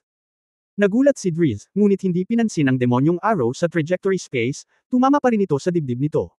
Tom. May butas si Driz sa dibdib. Og. Kinagat ni Driz ang kanyang mga ngipin. Nagulat din si Higaeth, hindi niya inaasahan na ang tatlong kalikasan ay hindi lamang maaaring magbago ng mga katangian ng enerhiya, ngunit baguhin din ang mga orbit. Sa wakas ay natapos na ni Dizigi ang pagpapalabas ng batas sa oras na ito, at nag-teleport palabas ng madilim na nightlight na bilangguan. Nagbilang si Higod ng sunod-sunod na arrow para matakpan ang pagbawi ni Driz. President Emperor, kung patuloy kang lalaban ng ganito, maaaring hindi magtatagal ay mamatay ang iyong mga estudyante. Pagkatapos ng mabilis na paggaling, sinubukan ni Driz na gumamit ng mga salita para makaabala kay Emperor Ziggy. Mamamatay ang mga estudyante ko, pero ayaw mong bumalik ng buhay. Nabahira ng dugo ang langit at lupa ng akademya. Liangzhou, isang Kyushu College. Sina Ye Fan at Xiao Ziner ay sumugod sa eksena at inayos ang isang madugong magic vine. Bago sila dumating, natabunan na ng baging ang buong lungsod, at libu-libong tao ang namatay. Hindi gustong makinig sa pasasalamat ng mga estudyante at mga residente ng lungsod, si Ye Fan at Xiao Ziner ay nagmamadaling pumunta sa susunod na lokasyon para sa emergency na tulong. Sa sandaling ito, mula sa akademya, narinig ko ang boses ni Dizigi. Matapos marinig ang mga salita ni Dizigi, isang grupo ng mga guro at estudyante na nakaligtas sa akademya ay puno ng fighting spirit. Mukhang nakatagpo din ni Dean Emperor ang pangunahing puwersa ng hukbo ng Diablo. Sumimangot si Ye Fan at sinabing, hinati ni Driz ang lahat ng estratehikong grado sa iba't ibang posisyon, at planong sirain ang mga ito. Masyadong mahaba ang linya ng labanan, kaya nagsusunog kami ng mga retan stick sa lahat ng dako, at wala pa kaming nakikilalang demonyong general, kaya asar na asar ako. Mukhang nairita si Xiao Ziner. Fair na, kakaunti ang usapan at magsunog pa ng ilang baging ay totoo. Kaya kung sunugin ang baging mag-isa, wala ka talagang planong tumulong sa ibang strategic level. Nagulat si Xiao Ziner. Hindi ko matulungan ang lahat, at nagkalat na si Driz sa larangan ng digmaan, at mahirap para sa akin na makahanap ng target kapag lumipat ako. Sa halip na tumakbo sa paligid upang habulin ang isa o dalawa sa kanilang mga madiskarteng laban, harapin muna ang mga baging at iligtas ang mas maraming tao. Napatingin si Ye Fan sa mga anak ng angkan na naghahanda na pumunta sa ibang mga lugar para suportahan. Ang laban na ito ay hindi sa akin, nasa iyo, isa o dalawang tao lamang ang makakapagpasya ng kahihinatnan. Tama si Dean Emperor, kung ang angkan ay kwalipikadong mabuhay at patuloy na magkaroon ng lugar sa eroplano. Umasa sa sarili nila. Kabanata 3119 na diced ang karne ng baka. Kumunat ang noo ni Xiao Ziner. Nag-aalala ako na gagamitin ni Driz ang sand table para lumikha ng isang sitwasyon sa antas ng diskarte kung saan marami pang lalaban sa mas kaunti, at ang Emperor at ang iba ay maaaring nasa panganib. Imposible, sabi ni Ye Fan. Bakit? Patuloy na gumalaw si Ye Fan, dinala si Xiao Ziner sa bagong lugar ng sakuna, at ipinaliwanag. Hindi mo na malaya na ang lugar na pinuntahan natin ay walang demonyong estratehikong antas, lahat ng ito ay mga sari-saring sundalo, at kahit na wala ka bang mga general ng demonyo. Parang, tumango si Xiao Ziner. Napakalinaw ng mga taktika ni Rivera, ang pinaka-basic ay 2 puntos. Ang una ay iwasan ako, kahit si Feng Xiaotian, o lahat ng mahihirap na diskarte. Ang pangalawa ay upang ma-target, gamitin ang Tianji fighting sa paraan ng karera ng kabayo. Napakadali ba? Maiiwasan ba ni Ribora ang mga panganib na may ganitong katumpakan? Medyo hindi kumbinsido si Xiao Ziner. Maaaring hindi kaya ng ibang demonyo, pero kaya ni Ribora. Ang huling beses na ipinadala ko ang 2 tamad na demonyo, ito ay upang makita ang ilang mga batas ng eroplano sa aming panig. Ngayon ko lang naintindihan kung bakit 2 lang ang pinadala ni Belfinger, huwag nang magpadala pa ng ilan. Bakit? Dahil hindi kailangan, ang Sloth Twins ay isang guys, ang tunay na scouts, ay Ribora. Sarili niya. Si Rivera mismo ay nakapunta na sa Kyushu, at naging ay pumatay kay Zhou Wangxian. Nangangahulugan ito na maaaring lihim niyang naobserbahan ang iba pang mga madiskarteng antas. Kung talagang makopya at maaalala ng kanyang Campbell, ang mga ito, maaaring mayroon siyang mahusay na pag-unawa sa iba pang mga madiskarteng antas. Noon pa man bago ang digmaan, nag-isip si Ribora kung sino ang ipapadala para harapin kung sino. Ang mga mata ni Xiao Ziner ay nagpakita ng isang dampi ng pagkabalisa, hindi nakakagulat na ang taong ito ay maaaring maging commander-in-chief, dahil siya lamang ang makakapaghula ng mga pagkakataon ng kalaban. So, basically alam nila yung information na mabilis kung may lilipat. Pagkatapos, hayaan mong piliin kung iligtas ang karamihan sa mga tao sa halip na harapin ang madiskarteng antas. Ang pinakamahusay na paraan ay upang mabawasan ang galit ng target. Sa sandaling ang antas ng kanilang diskarte, upang labanan ng higit pa at mas kaunti, magtipon ng sama-sama. Pagkatapos ay hindi ko maaaring piliin na harapin ang mga magic vines, ngunit upang harapin ang kanilang madiskarteng antas. Dahil dito, tiyak na ikakalat ni Ribora ang kanyang sariling strategic level. Ang bawat larangan ng digmaan ay may ganito, hindi hihigit sa 2, ngunit tiyak na hindi sila magkakasama. Pagkatapos timbangin ang aking puso, pinili kong iligtas ang karamihan sa mga tao sa halip na habulin ng 1 o 2 madiskarteng manlalaro. Alam din ni Ye Fan na kung siya ang pagpipilian ay patuloy na nagbabago, upang mahanap ang madiskarteng antas ng kabilang panig. Kahit na magulo ang lupain, tumulong pa rin si Driz sa paglipat. Gamit ang kanyang Sword Frost Cold, mas marami o hindi gaanong nakapatay siya ng iilan. Gayunpaman, kung wala siya, si Xiao Ziner ay hindi makakapaglakbay sa pagitan ng mga mundo ng mabilis. Sa bilis ng pagsalakay at pagpatay ng Magic Vine, maraming buhay ang namamatay bawat minuto. At ngayon ang pangunahing paraan upang harapin ang mga mahiwagang baging na ito ay ang kumilos kasama si Xiao Ziner. Malinaw na kilala ni Ribora ang kanyang sarili. Alam na sa ganoong sitwasyon, malamang napipiliin kong magligtas ng mas maraming tao sa halip na tumulong na harapin ang madiskarteng antas. Isinaalang-alang din ni Ye Fan na, mula sa pananaw ng mga madiskarteng numero, walang halatang kawalan sa panig ng tao. Sa Ace of Laziness, mayroon lamang 7 strategic level magic generals sa kabuuan. Kahit na bilangin mo ang 2 tamad na demonyo na nakabalik mula sa pinsala, lahat ay madiskarteng ipinadala at nakipag-isa sa Satan Expeditionary Force, sila ay halos nasa parehong antas ng panig ng tao. Hindi sa banggitin, malinaw naman na hindi ipapadala ni Belfinger ang lahat ng mga tactical na tier. Sa teorya, sa estratehikong antas ng mga tao, kahit na wala siya, dapat mayroong labanan. Kung gayon ang lahat ng aming mga ideya ay nahulaan ni Rib Ora. Naglaro ba ito sa kanyang palad? Galit na sabi ni Xiao Ziner. Hindi naman, umiling si Ye Fan. Hindi ba? Kahit na nakikita ni Rib Ora ang mga batas ng diskarte ng tao, ngunit ayon sa aking obserbasyon, wala sa 3 natitirang 10 estatwa na nabubuhay pa ang madaling pakitunguhan. Tsaka nilagay ko din sa standard yung information ng mga demonyo ng kalaban. Nagtanong si Letney tungkol sa bahagi nito. Hindi talaga sila mapipigilan ng lubusan, hindi ito nagkataon, at higit pa ang nakasalalay sa aktwal na resulta ng labanan. Lumiwanag ang mga mata ni Xiao Ziner, oo, hindi madaling pakitunguhan si Tia Qingshan. Ngumiti si Ye Fan at nagpatuloy, nagpadala si Rebella ng mga tropa sa pagkakataong ito, sa totoo lang, medyo nagmamadali. Maaari itong patuloy na magtago at pumatay sa iba pang mga madiskarteng manlalaro. Bagamat napatay si Zhu Wangxian, ito ay dahil sa kapabayaan sa isang tiyak na lawak at kakulangan ng kuta. Gayunpaman, ang Rib Ora ay tiyak na mayroong cultivation base ng 3 o mas mataas na antas upang makamit ito. Kung siya ay nasasangkot sa pagpatay, ito ay isang diskarte na pumatay ng ilang tao. Antas, ang digmaang ito ay mas mahusay na labanan. Kinusot-kusot ni Ye Fan ang kanyang mga mata at sinabing, sobrang sabik siyang magpadala ng mga tropa, umaasa sa sand table ni Driss para umikot-ikot, dapat ay napilitan siyang gawin iyon. Iyon ay, sabihin, ang Diablo mismo ay sabik din na makamit ang tagumpay, at hindi siya 100%.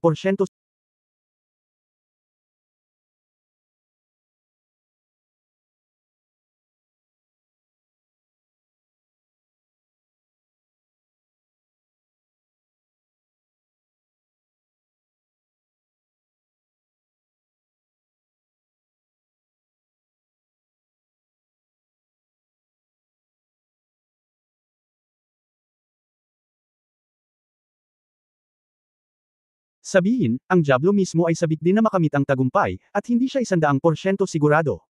Bagaman pupunta kami ayon sa script na idinisenyo ni Rib Ora. Pero kapag hindi namin sinunod ang script, we still have the final say. Sa puso ni Ye Fan, mayroon siyang kaunting pagkamakasarili. Gusto niya talagang makita kung gaano karaming pounds at tails ang mga tao na wala ang kanyang angkan at wala siya. Lalo na ang mga elit ng angkan, yung mga taong naninira ng taba ng mga tao at sumasakop sa pinakamaraming mapagkukunan, ano ang kanilang mga pagtatanghal.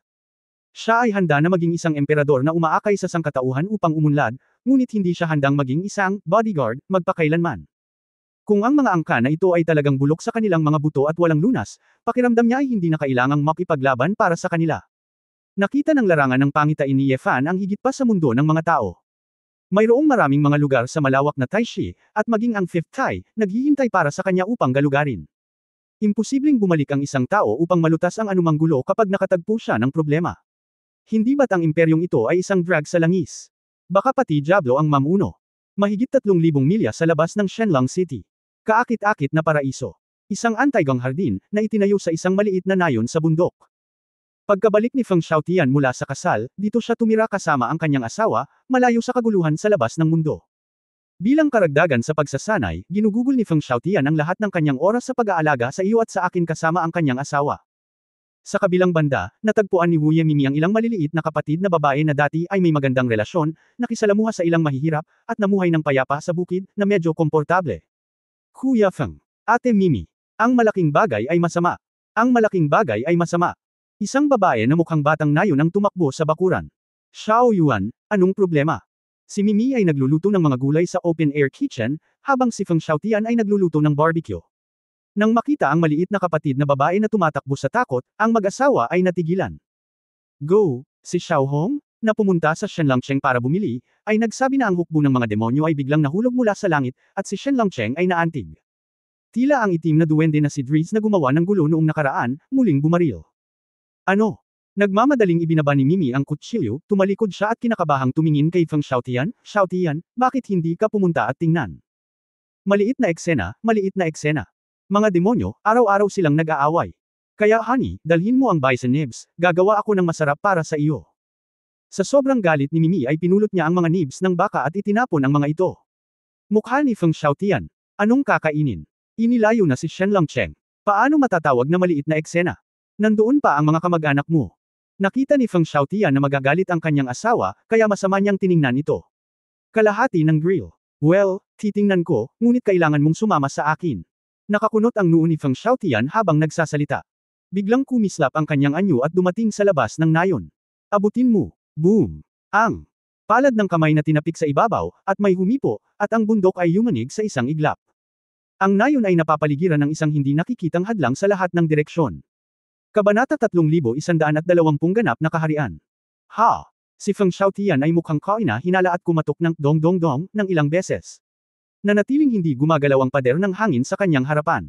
Isang matipuno at matangkad na figure ang dahan-daang naglakad mula sa malayo. Ang unang powerhouse ng sangkatauhan ng Megatron Taishi ay mukhang mas simple at hindi mapagpanggap kaysa sa inaakala. Ang steady middle-aged na lalaki ay tumingin kay Feng Xiaotian ng may interes. Mga fallen angels. Mga lalaki mula sa ekspedisyon ni Satanas. Sa Sia Difan, ang unang general ng demonyo sa ilalim ng unang Demon Throne, na itinalaga ni Lord Ribora, ay pumunta rito upang alagaan si Elder Feng Xiaotian ng mag-isa. Difan.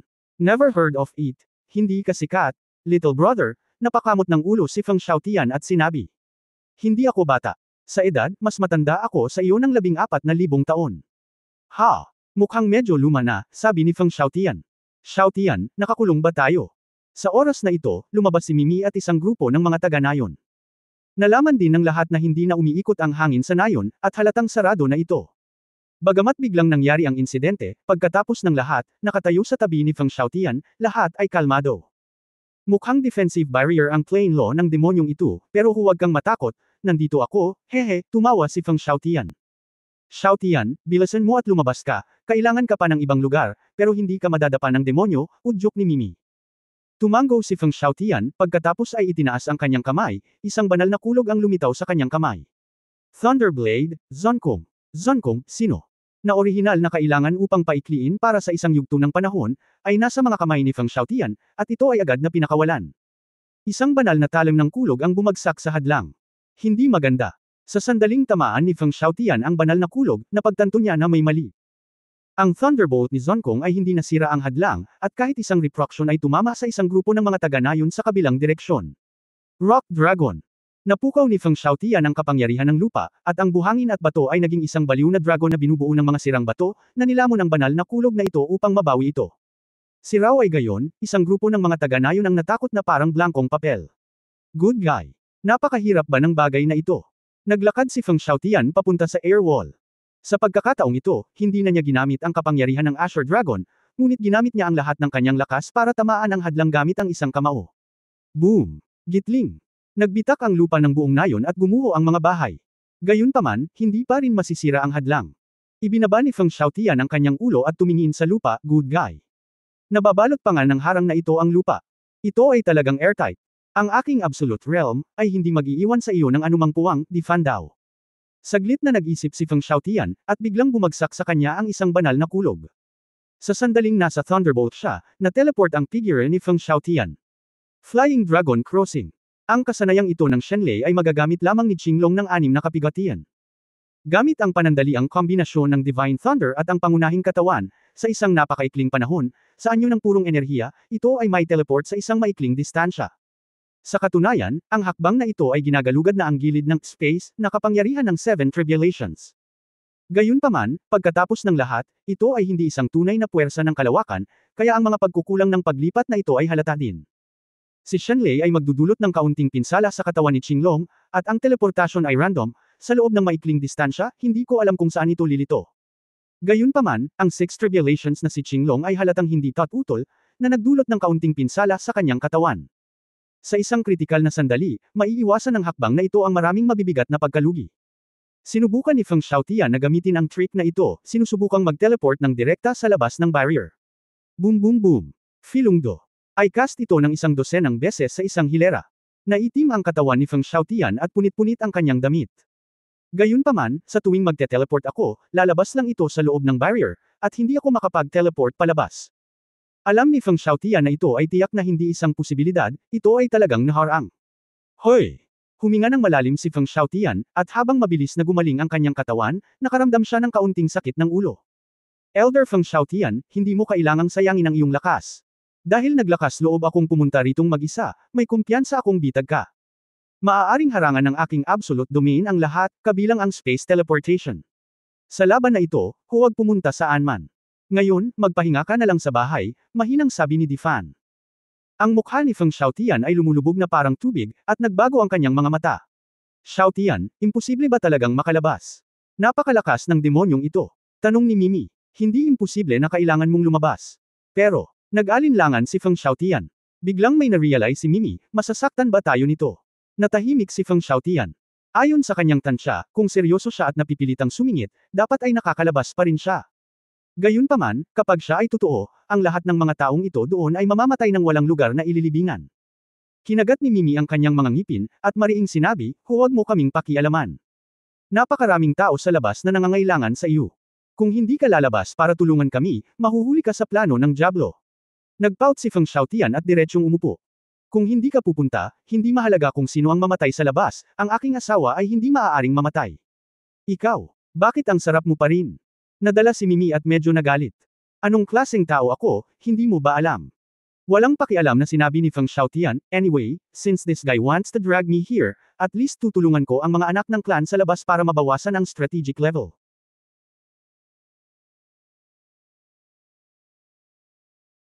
Ang kalaban, hindi pag-aaksaya ng oras. Si Mimi at ang kabilang grupo ay hindi nakaimik, at may ganoong kasabihan. Haha! Tama si Lord Ribora, si Elder Feng Xiaotian ay talagang isang taong may pinakamamahal at likas na katangian, nakangiting sabi ni Di Fan. Tumawa ka, kahit hindi ako lumabas, Lolo, paano ka makakalaban ng mabahong isda at bulok na hipon? Sabi ni Feng Xiaotian, may kapatid ka pa ba?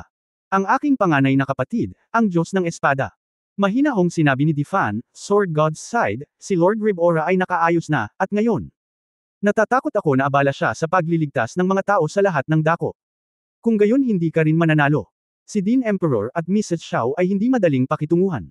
Kung magagalit ka sa babaeng iyon, magagawa mo ito sa iyong sarili. Sabi ni Feng Xiaotian na hindi kumbinsido. Elder Feng Xiaotian, alam mo ba kung bakit ko naiintindihan ang Absolute Realm?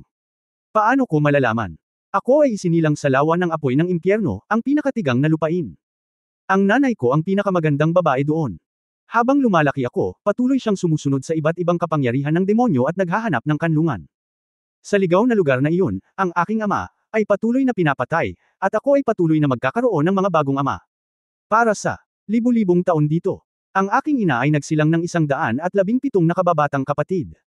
Simula nang isilang ako na ang panganay na kapatid sa pamilya at ako ang yumako sa responsibilidad na alagaan ang mga nakababatang kapatid na iyon. Ang kanilang biolohikal na ama ay namamatay din, at tanging ang aking nakatatandang kapatid na lalaki lamang ang kanilang suporta. Nang ipanganak ng nanay ko ang bunsong kapatid na babae, pinili niyang magpakamatay. Sabi ni Di Fan kasama. Matengkad na mga mata, hindi ko sinisisi ang aking ina, siya ay isang malakas na babae. Upang maprotektahan ako, sinimulan niyang tiisin ang walang katapusang pagpapahirap. Ipinangako ko sa kanya na magkakaroon ng hindi bababa sa 117 magkakapatid. Nagawa ko na. Ako ang kanilang kapatid, protektahan ang kanilang kuta. At ang laban na ito, mananalo tayo, dahil mabubuhay ako at babalik para makita ang aking mga kamag-anak. Ang grupo ng mga taga-nayon ay nakatulala kay Di Fan. Dahil sa matatag na paniniwalang ito, natakot sila. Si Feng Xiaotian ay walang ekspresyon at nakahiga sa lupa, nakatingala sa langit. Xiaotian, anong ginagawa mo? Tanong ni Mimi. Kung gusto kong hindi ka masaktan, ilalabas kita. Kailangan kong makalusot sa 7 kalamidad.